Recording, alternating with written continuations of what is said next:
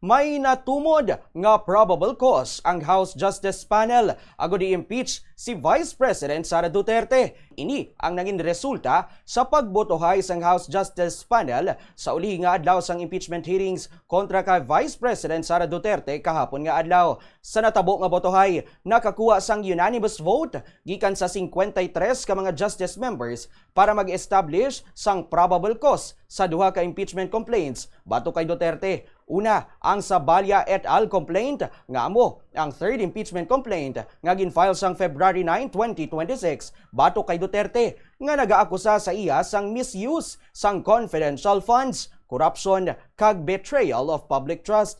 Ginendorso ni Representative Laila De Lima ang complaint. Chair declares the floor open for the necessary motion. The motion is either to declare the existence or the non-existence of probable cause. Madam Chair. The Honorable Franz Legaspi. Madam Chair, I think we have heard enough explanations and discussions for the past few weeks.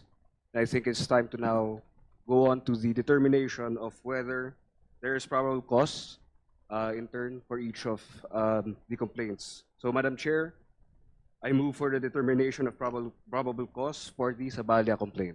There is a motion to declare the existence of probable cause in the Zabalya complaint. Is there any motion, any second? Second, Madam Chair. The same has been seconded. Is there any objection?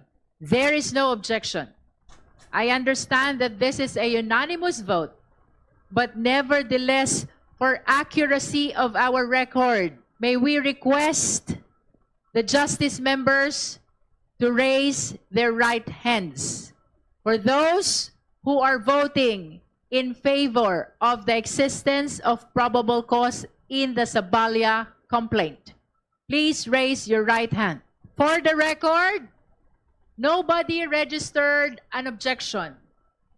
And in accordance with our rules, that means that the motion is approved by unanimous vote. Nevertheless, for purposes of our records, let me place on the record that there are 53 justice members confirming their support in the motion to declare the existence of probable cause in the Zabalya complaint. So ruled. Ang kabahin sang House Justice Committee ruling sa third impeachment complaint. Unanimous vote man ang nakuha para ma-establish ang probable cause para sa fourth impeachment complaint nga ginfile ni Attorney Nathaniel Cabrera kag gin-endorse ni Manila 6th District Representative Bienvenido Benny Abante Jr. kag Deputy Speaker and La Union 1st District Representative Francisco Paulo Ortega. Ini ang nagalakip sang aligasyon sang unexplained wealth, violation of statements of assets, liabilities, and net worth o konsalin, requirements, bribery, kag threat bato kay President Ferdinand Marcos Jr., First Lady Liza Araneta Marcos, kag former Speaker Ferdinand Martin Romualdez. The motion for the Cabrera impeachment complaint. Madam Chair. The Honorable Franz Legaspi is recognized again. Furthermore, Madam Chair, I move to determine the probable cause for the second impeachment complaint, the Cabrera complaint. Thank you, Madam Chair. There is a motion to declare the existence of probable cause in the Cabrera impeachment complaint. Do I hear a second?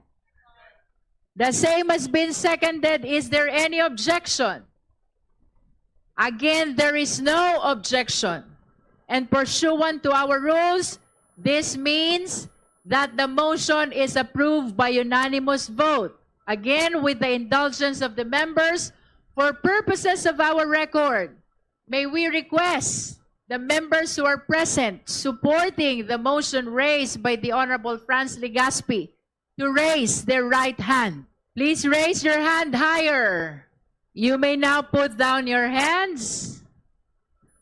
Again, pursuant to our rules, Nobody registered an objection to the motion for the declaration of the existence of probable cause in the Cabrera impeachment complaint. That means that the motion is approved by unanimous vote. Nevertheless, let it be placed on record that 53 justice members physically present confirm their support to the motion by raising their hands. So ruled. Matapos na establisar ang probable cause, ang committee maga-report o kung maga-preparar sang report kag resolusyon nga ipasa sa full house plenary. Magakinahanglan ini sang at least 1/3 sang tanan nga house members agud mapadala ang articles of impeachment sa Senado para sa full trial. Ang Senado ang mag-aakto bilang impeachment court agud mag-usisa sa mga ebidensya batok sa Vice President. Dili magaboto ang Senado agud i-convict o kun hindi si Duterte. Kung nakakuha sang 2/3 majority o kung 16 out of 24 senators ang Vice President ang kakason sa pwesto. Kung mapaslawan nga malabot ang 1/3 threshold, ang complaint iga-dismiss kag wala na sang anuman nga impeachment batok sa iya sa sulod sang isa ka tuig.